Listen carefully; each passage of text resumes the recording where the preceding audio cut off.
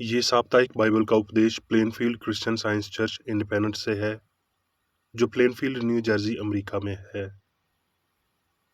अधिक जानकारी के लिए कृपया हमारी वेबसाइट पर जाएं www.plainfieldcs.com। आपके ध्यान के लिए ये पाठ रविवार 21 मार्च 2021 के लिए है। विषय, सामग्री, स्वर्णपथ, भजन संहिता। हे मेरे प्राण, तू क्यों गिरा जाता है? तू अंदर ही अंदर क्यों व्याकुल है? परमेश्वर पर भरोसा रख, क्योंकि वो मेरे मुख की चमक और मेरा परमेश्वर है। मैं फिर उसका धन्यवाद करूंगा, क्योंकि हम उसी में जीवित रहते और चलते फिरते और स्थिर रहते हैं।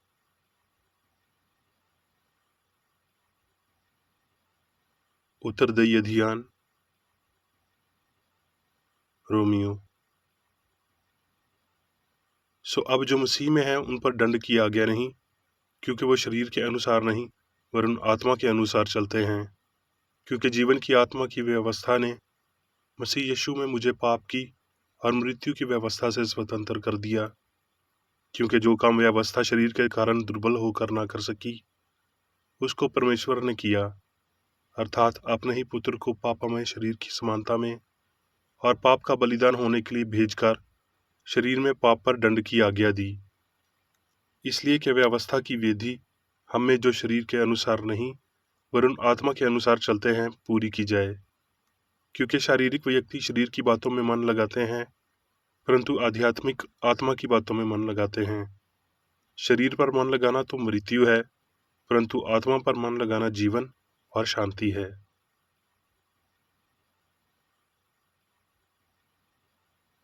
पाठ उपदेश बाइबल में से, भजन संहिता। हे यहोवा हमारे प्रभु, तेरा नाम सारी पृथ्वी पर क्या ही प्रताप में है। तूने अपना विभाव स्वर्ग पर दिखाया है, तो फिर मनुष्य क्या है कि तू उसका स्मरण रखे, और आदमी क्या है कि तू उसकी सुधि ले। क्योंकि तूने उसको परमेश्वर से थोड़ा ही कम बनाया है, और महिमा और प्रताप का मुकुट उसके सर पर रखा है। तूने उसको अपने हाथों के कार्यों पर प्रभुता दी है। तूने उसके पांव तले सब कुछ कर दिया है। हे यहोवा, हे हमारे प्रभु, तेरा नाम सारी पृथ्वी पर क्या ही प्रताप में है।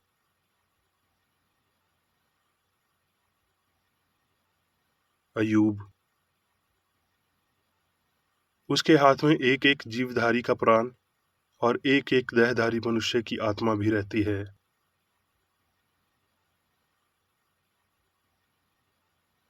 भजन संहिता। परमेश्वर की सहायता से मैं उसके वचन की प्रशंसा करूंगा। परमेश्वर पर मैंने भरोसा रखा है, मैं नहीं डरूंगा। कोई पुरानी मेरा क्या कर सकता है? क्योंकि तूने मुझको मृत्यु से बचाया है, तूने मेरे पांव को भी फिसलने से बचाया है, ताकि मैं ईश्वर के सामने जीवितों के उजियाले में चलूं फिरूं।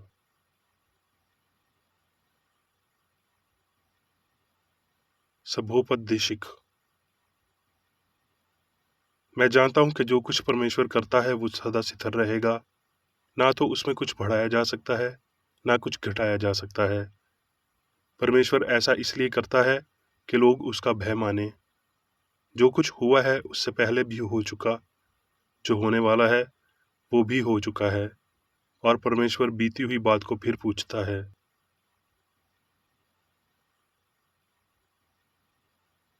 लूका। फिर यीशु आत्मा की समर्थ से भरा हुआ गलील को लौटा, और उसकी चर्चा आसपास के सारे देश में फैल गई, और वो उनके आराधनालयों में प्रवेश करता रहा, और सब उसकी बड़ाई करते थे। वो आराधनालय में से उठकर शमौन के घर में गया, और शमौन की सास को बुखार चढ़ा हुआ था, और उन्होंने उसके लिए उससे विनती की। उसने उसके निकट खड़े होकर बुखार को डांटा, और वो उस पर से उतर गया, और वो तुरंत उठकर उनकी सेवा टहल करने लगी। सूरज डूबते समय जिन जिन के यहाँ लोग नए नए प्रकार की बीमारियों में पड़े हुए थे, वो सब उन्हें उसके पास ले आए, और उसने एक एक पर हाथ रखकर उन्हें ठीक किया।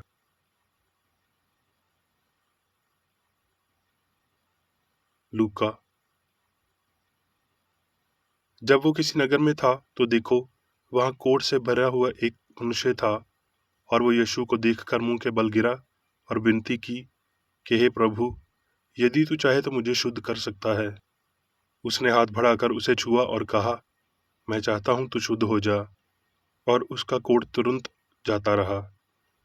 और देखो, कई लोग एक मनुष्य को जो झोले का मारा हुआ था खाट पर लाए, और वो उसे भीतर ले जाने और यीशु के सामने रखने का उपाय ढूंढ रहे थे।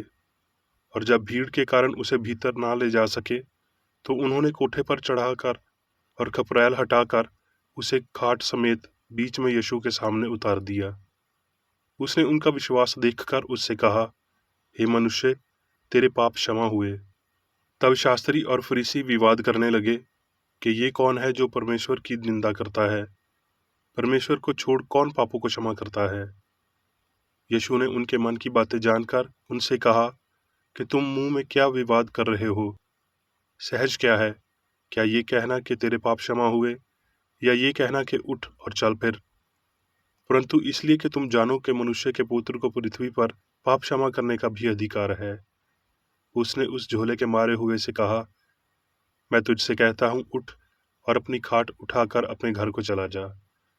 वो तुरंत उनके सामने उठा, और जिस पर वो पड़ा था उसे उठाकर परमेश्वर की बड़ाई करता हुआ अपने घर चला गया।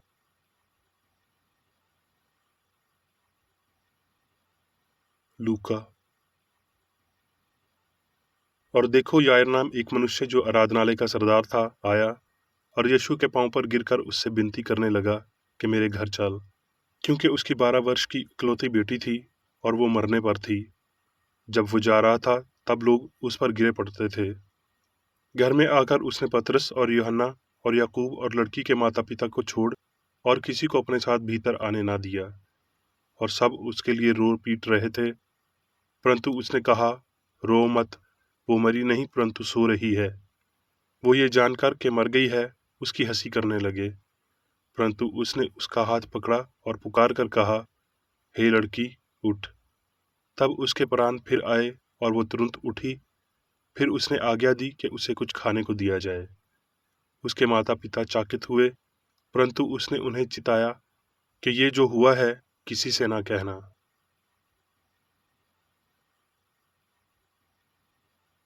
करंथियों। हे भाइयों, मैं ये कहता हूँ कि मांस और लहू परमेश्वर के राज्य के अधिकारी नहीं हो सकते, और ना विनाश अविनाशी का अधिकारी हो सकता है। देखो, मैं तुमसे भेद की बात कहता हूँ कि सब तो नहीं सोएंगे, परंतु सब बदल जाएंगे। और ये क्षण भर में, पलक झपकते ही, पिछली तुरही फूंकते ही होगा। क्योंकि तुरही फूंकी जाएगी और मुर्दे अविनाशी दशा में उठाए जाएंगे, और हम बदल जाएंगे। क्योंकि अवश्य है कि ये नशामन देह अविनाश को पहन ले, और ये मरणहार देह अमरता को पहन ले। और जब ये नशामन अविनाश को पहन लेगा और ये मरणहार अमरता को पहन लेगा, तब वो वचन जो लिखा हुआ है पूरा हो जाएगा कि जय ने मृत्यु को निगल लिया। हे मृत्यु, तेरी जय कहाँ रही? हे मृत्यु, तेरा डंक कहाँ रहा? मृत्यु का डंक पाप है, और पाप का बाल व्यवस्था है। परंतु परमेश्वर को धन्यवाद हो, जो हमारे प्रभु यीशु मसीह के द्वारा हमें जयवंत करता है।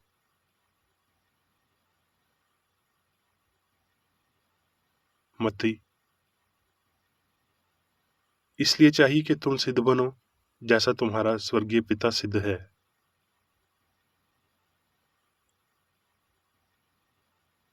अब मैं मेरी बेकरेडी द्वारा क्रिश्चियन साइंस की किताब विज्ञान और स्वस्थ शास्त्रों की कुंजी के साथ के साहस संबंधी अंश पढ़ूंगा।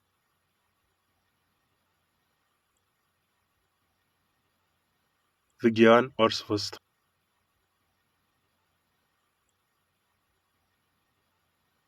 सवाल, होने का वैज्ञानिक कथन क्या है? उत्तर, सामग्री में कोई जीवन सत्य बुद्धिमत्ता नहीं, ना ही पदार्थ है। ये अनंत मन और उसकी अनंत अभिव्यक्ति है, क्योंकि भगवान सभी में है। आत्मा अमर सत्य है, पदार्थ नश्वर त्रुटि है। आत्मा ही वास्तविक और शाश्वत है, पदार्थ असत्य और लौकिक है। आत्मा ईश्वर है और मनुष्य उसकी छवि और समानता है, इसलिए आदमी भौतिक नहीं है, वो आध्यात्मिक है।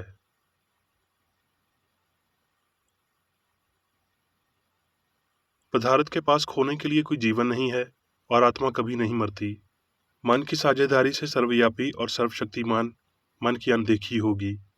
इससे पता चलता है कि ईश्वर यानी आत्मा में पदार्थ की उत्पत्ति नहीं हुई और वो शाश्वत नहीं है। इसलिए सामग्री ना तो पर्याप्त है, ना ही जीवित है और ना ही बुद्धिमान है। दिव्य विज्ञान का प्रारंभिक बिंदु ये है कि ईश्वर आत्मा संपूर्ण है और ना ही कोई अनय शक्ति है और ना ही मन है। वो ईश्वर प्रेम है और इसलिए वो दिव्य सिद्धांत है।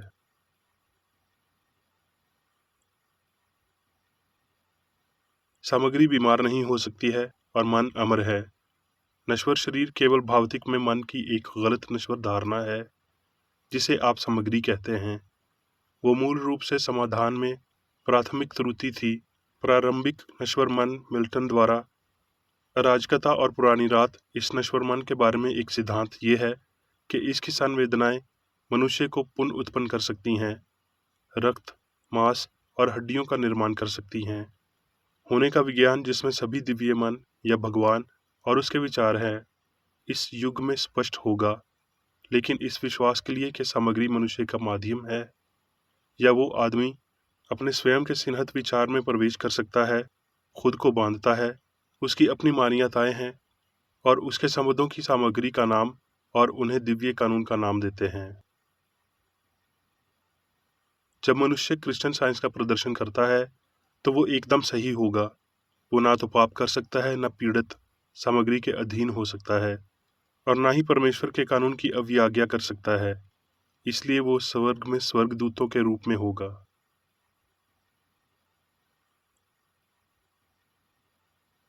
रोग के उद्दीपित या अनंत चरणों में अंधे और शांत प्रस्तुत करने की बजाय उनके खिलाफ विरोध में खड़े हों। इस विश्वास को समाप्त करें कि आप संभावना है एक ही असहनीय दर्द का सामना कर सकते हैं, जिसे मन की शक्तियों द्वारा खारिज नहीं किया जा सकता है, और इस तरह आप शरीर में दर्द के विकास को रोक सकते हैं। भगवान का कोई भी कानून इस परिणाम में बाधा नहीं डालता है। ये अशुभ लेकिन अपने पापों के लिए पीड़ित करने के लिए त्रुटि है। मसीह या सत्य अनय सभी पीड़ितों को नष्ट कर देगा और आपके अपने पापों के लिए वास्तविक पीड़ा पाप के रूप में अनुपात में बंद हो जाएगी। न्याय कानून का नैतिक संकेत है। अन्याय कानून की अनुपस्थिति की घोषणा करता है। जब शरीर को ये कहना चाहिए, मैं बीमार हूँ, कभी भी दोषी नहीं होना चाहिए। चूंकि सामग्री बात नहीं कर सकती, इसलिए इसे नश्वर मन होना चाहिए जो बोलता है। इसलिए एक विरोध के साथ अंतर अगंता को पूरा करें। यदि आप कहते हैं मैं बीमार हूँ, आप दोषी मानते हैं, तब आपका विरोध आपको न्यायाधीश नश्वर मन के पास पहुंचा देगा और न्यायाधीश आपको सजा देगा। बीमारी के पास खुद को कुछ घोषित करने और उसके नाम की घोषणा करने की कोई बुद्धिमत्ता नहीं है। नश्वर मन ही अकेला वाक्य करता है। इसलिए बीमारी के साथ अपनी शर्तें बनाएं और सिर्फ अपने लिए और दूसरों के लिए बनाएं।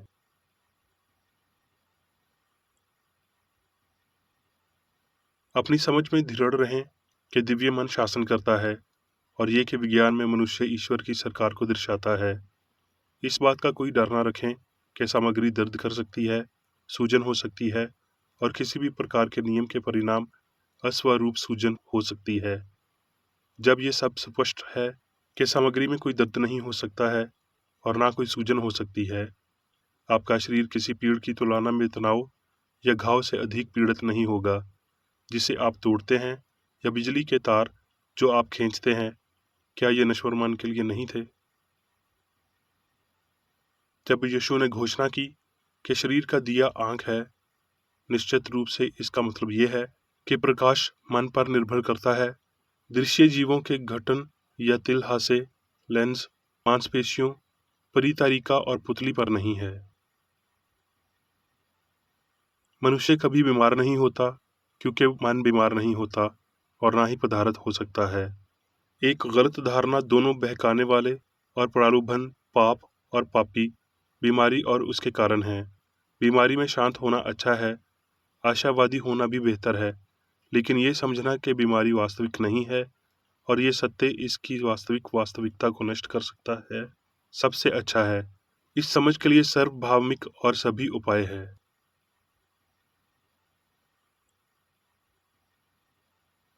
वो जीवन शारीरिक परिस्थितियों पर आकस्मिक नहीं है।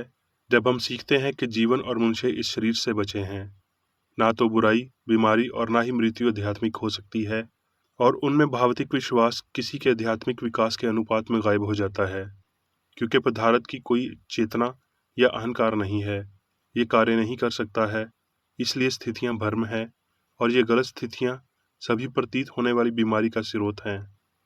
पदार्थ के अस्तित्व को स्वीकार करें तो आप मानते हैं कि मृत्यु दर और इसलिए रोग भी वास्तव में एक आधार है।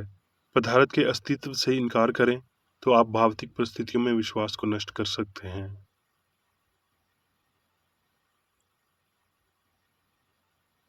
जिस अनुपात में मनुष्य को सभी वस्तुएं मनुष्य के रूप में खो देती हैं, उसी अनुपात में मनुष्य उसका स्वामी बन जाता है।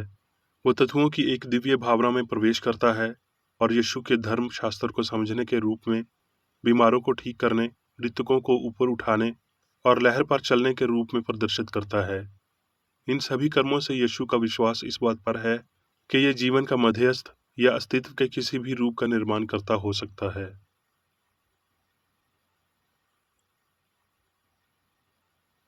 रक्त, हृदय, फेफड़े, मस्तिष्क का जीवन ईश्वर से कोई लेना देना नहीं।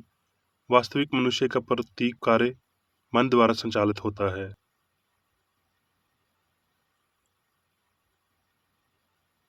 इस प्रकार ये मामला आखिरकार एक नश्वर विश्वास से अधिक कुछ भी साबित नहीं होगा, यह अस्तित्व के माध्यम से प्रभावित करने के लिए अपर्याप्त है।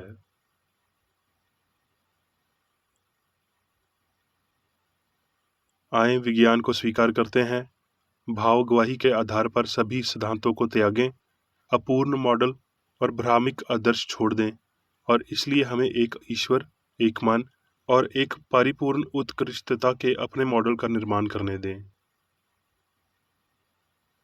भगवान के नर और मादा को प्रकट होने दें। आइए हम आत्मा की दिव्य ऊर्जा को महसूस करें, हमें जीवन के नएपन में लाएं और किसी भी नश्वर और भौतिक शक्ति को नष्ट करने में सक्षम ना होने को पहचानें। आए हम आनंदित हों कि हम दिव्य शक्तियों के अधीन हैं। होने का सही विज्ञान ऐसा ही है। जीवन या ईश्वर का कोई अन्य सिद्धांत भ्रम, अपूर्ण और पुरानिक है।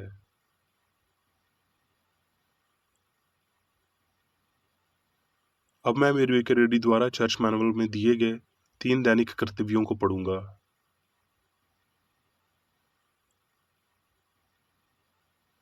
दैनिक प्रार्थना।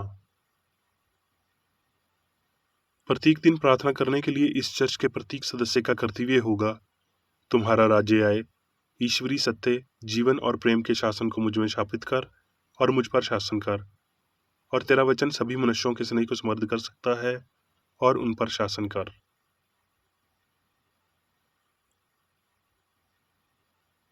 आदेशों और कर्तव्यों के लिए एक नियम। ना तो दुश्मनी और ना व्यक्तिगत लगाव मदर चर्च के सदस्यों के आदेशों और कर्तव्यों पर लागू करना चाहिए। विज्ञान में दिव्य प्रेम ही मनुष्य को नियंत्रित करता है और एक क्रिश्चियन विज्ञानी प्यार की मीठी सुविधाओं को दर्शाता है।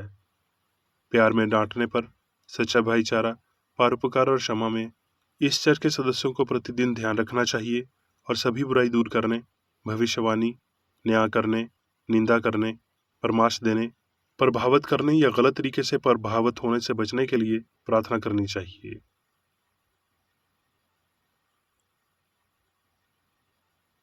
कर्तव्य के प्रति सतर्कता। इस चर्च के प्रत्येक सदस्य का यह कर्तव्य होगा कि वो प्रतिदिन आक्रामक मानसिक सुझाव से बचाव करे और भूलकर भी ईश्वर, नेता और मानव जाति के प्रति अपने कर्तव्य की उपेक्षा नहीं करनी चाहिए। उनके कामों से उन्हें आंका जाएगा और वो उचित या निंदनीय होगा।